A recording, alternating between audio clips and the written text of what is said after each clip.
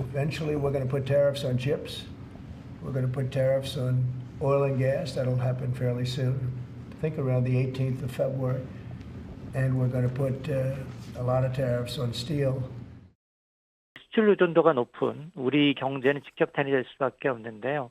아마 앞서 이제 대외경제정책연구원은 이처럼 이제 미국이 보편적 관세를 부과하고 또 주요국이 맞대응하는 최악의 시나리오가 펼쳐진다면 우리나라의 수출은 최대 한 65조 원 줄어들고 이럴 경우 국내 총생산 우리 경제에도 최고 0.7%포인트 성장률이 감소할 수 있다라고 이제 추산을 하고 있습니다. 미 때리자 중국, 캐나다, 멕시코 보복할 거예요 라고 벌써 밝혔다는 거죠. 트루도 총리 얘기 들어보고 올까요? Tonight, I am announcing Canada will be responding to the U.S. trade action with 25% tariffs against $155 billion worth of American goods. It'll include major consumer products like household appliances, furniture, and sports equipment, and materials like lumber and plastics, along with much, much more. 네, 우리도 25% 똑같이 부과할 겁니다 라고 지금 얘기를 하고 있죠. 그럼 캐나다만 이러냐라는 겁니다. 멕시코 대통령도 직접 밝혔어요. 뭐라고 얘기를 했느냐. 관세, 비관세 조치를 포함한 플랜 B 시행을 지시를 했습니다 라고 얘기를 했다라는 거죠. 그래서 이 실질적으로 이 미국으로 수입되는 제품의 가격 상승으로 미국 소비자한테 타격을 입히겠다라고 얘기를 했습니다. 중국도 밝혔습니다. 뭐라고 얘기를 했느냐. 미국의 잘못된 처사에 대해 WTO에 제소할 겁니다 라고 밝혔다는 거죠. 상응한 반격 조치를 취해서 권익을 굳게 수호할 겁니다 라고 얘기를 했다라는 거예요. 네, 이 아메리카 땅 윗집 아랫집 이런 여기서 일어나는 일이 우리가 무슨 상관이야 라고 생각하실 수 있습니다만 지금은 글로벌 사회죠. 네, 이 아메리카 땅에 뭐가 있느냐. 저희 그래픽 같이 볼까요? 네, 이게 지금 이 아메리카 땅인 거죠. 여기 미국입니다. 위가 캐나다, 아래가 멕시코예요. 근데 여기에 뭐가 들어가 있느냐? 여기 뭐 미국의 뭐 삼성전자 반도체 공장 들어가 있고요. 뭐 LG 에너지 솔루션, 삼성전자, 현대차, 기아, 가전, 자동차, 가전, 반도체 등등 많은 이 공장들이 들어서 있습니다. 근데 미국 말고 캐나다에 뭐가 있느냐? 캐나다엔 주로 배터리 공장들이 여기다 들어가 있다라는 거죠. 지금 뭐 SK온이나 에코프로비엠 등등등에서 뭐 LG 에너지 솔루션 등등 배터리 공장들이 다 캐나다에 있다. 그럼 멕시코는 뭐가 있느냐? 멕시코는 더 많죠. 가전, 자동차 부품 가전, 네, 뭐 가전, 철강, 포스코의 철강도 다 멕시코에 이미 공장이 들어서 있다라는 겁니다. 근데 중요한 건 그렇다면 이걸 보면 아하 이게 꼭 남의 나라 얘기는 아니구나라는 걸 느끼셨을 것 같아요. 그럼 우린 어떻게 해야 되느냐. 관련해서 저희가 전문가 지금 연결이 돼 있습니다. 이인철 참 좋은 경제연구소장님 모셨습니다. 안녕하세요. 네, 안녕하세요. 네, 소장님. 지금 캐나다, 멕시코 나가 있는 우리 기업들은 어떻게 해야 되는 겁니까? 그렇습니다. 지금 트럼프 대통령이 이제 총성 없는 관세 전쟁의 포문을 열었습니다. 네. 설마 했는데 현실로 다가온 겁니다. 당장 4일부터 캐나다, 멕시코산에 대해서는 25%에 중국산에 대해서는 10%의 보복 관세를 물리겠다라는 겁니다. 이러자 이에는 이, 눈에는 눈, 캐나다, 멕시코 대부분 보복 관세 맞불을 놓고 있고요. 네. 중국도 지금 WTO 제소하겠다는 겁니다. 상응하는 반격 조치 나서겠다라는 건데 네. 당장 이제 이 캐나다, 멕시코 현재 진출해 있는 우리 기업들의 타격은 좀 불가피합니다. 앞서 지적해 주셨습니다만 멕시코에는 삼성전자, LG전자가 가전과 TV 공장을 운영하고 있고요. 네. 기아차가 자동차 공장을, 포스코는 철강 공장이 있습니다. 캐나다는 이제 북미의 최대 핵심 광물 생산지입니다. 이러다 보니까 우리나라 이제 2차 전지 업체들, 전기차, 배터리 업체들이 활발하게 진출해 있습니다. 그동안은 지금 뭐 캐나다, 멕시코, 미국 이른바 이제 북미 자유무역 협정 덕에 무관세로 미국에 수출이 가능했지만 네. 앞으로 관세가 부과되면 그만큼 가격 경쟁력에서 불리할 수밖에 없습니다.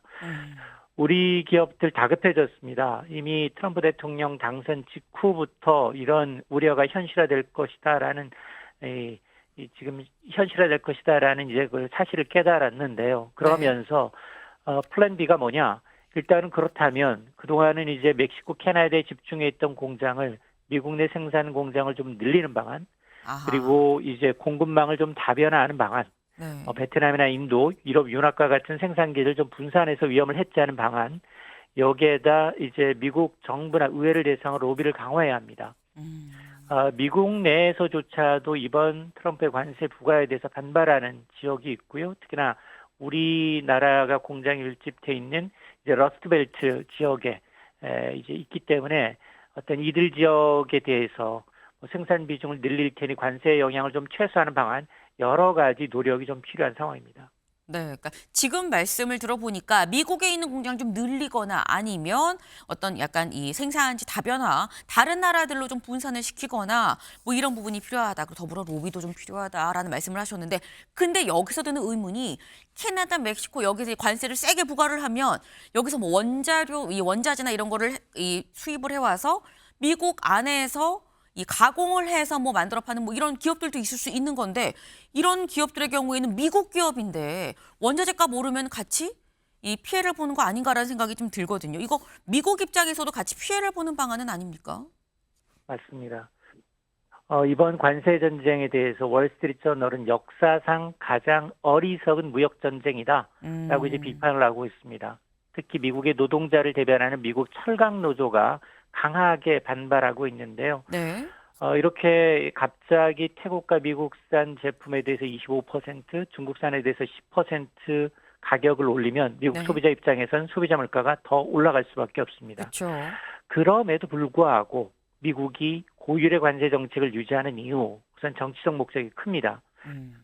일단 이제 대선 캠페인 과정에서 미국 내 제조업을 부활시키고 미국 내 일자리를 창출하겠다.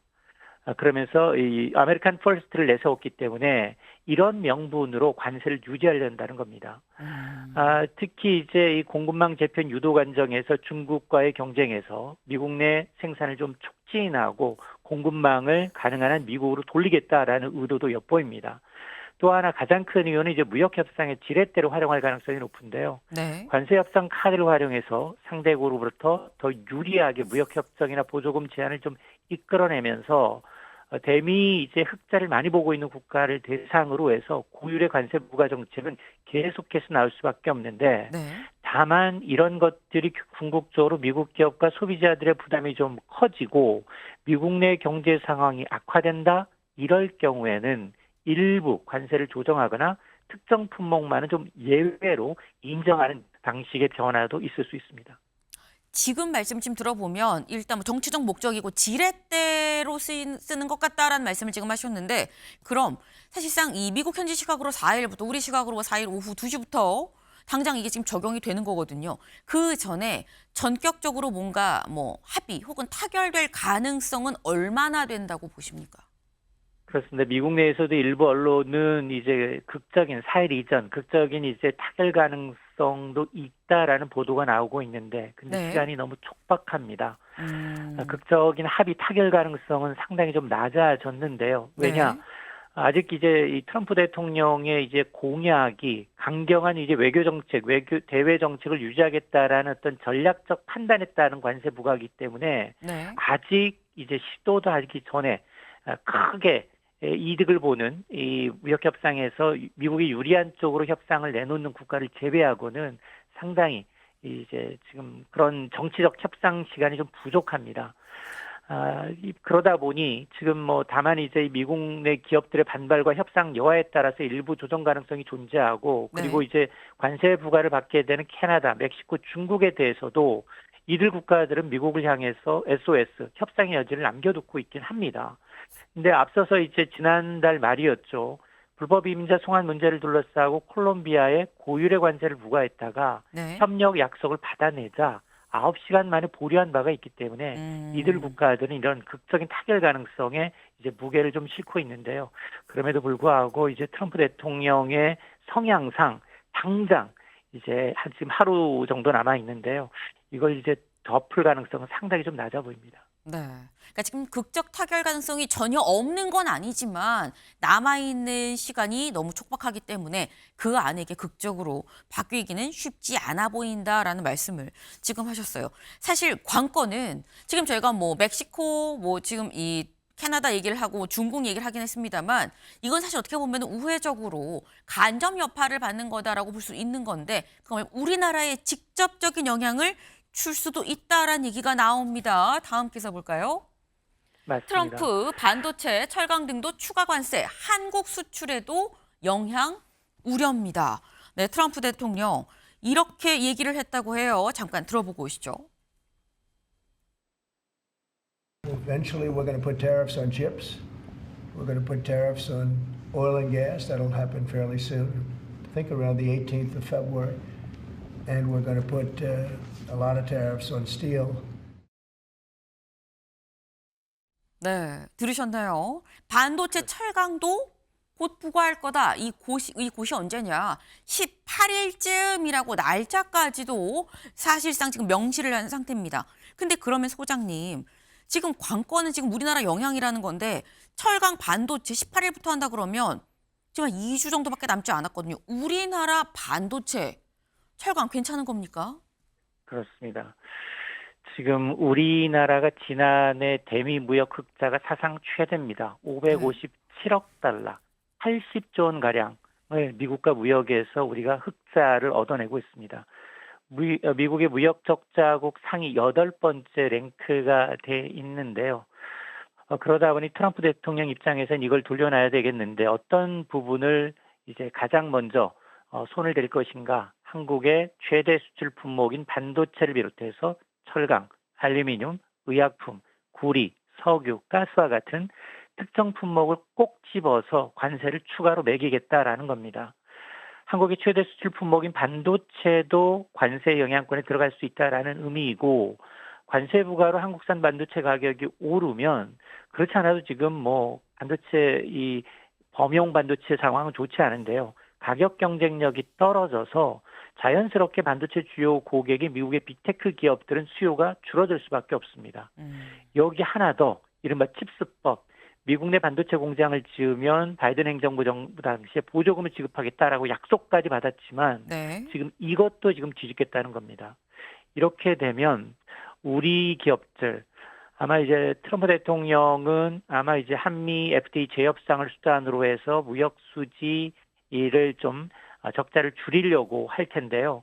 1기 때도 한미 FTA 재협상을 통해서 우리가 자동차 철강 부분을 미국의 입맛대로 요구대로 양보한 바가 있습니다. 자, 그러다 보니 이제 수출 의존도가 높은 우리 경제는 직격탄이 될 수밖에 없는데요. 아마 앞서 이제 대외경제정책연구원은 이처럼 이제 미국이 보편적 관세를 부과하고 또 주요국이 맞대응하는 최악의 시나리오가 펼쳐진다면 우리나라의 수출은 최대 한 65조 원 줄어들고 이럴 경우 국내 총생산 우리 경제에도 최고 0.7%포인트 성장률이 감소할 수 있다라고 추산을 하고 있습니다. 네, 지금 소장님 말씀을 들어보니까 우리나라 경제 성장률이 0.7%포인트나 떨어지는 굉장히 우려되는 상황도 가능할 수도 있다라는 말씀을 하셨어요. 지금 2주 정도밖에 남지 않았죠. 관련해서 많은 다각적인 노력이 필요해 보입니다. 네.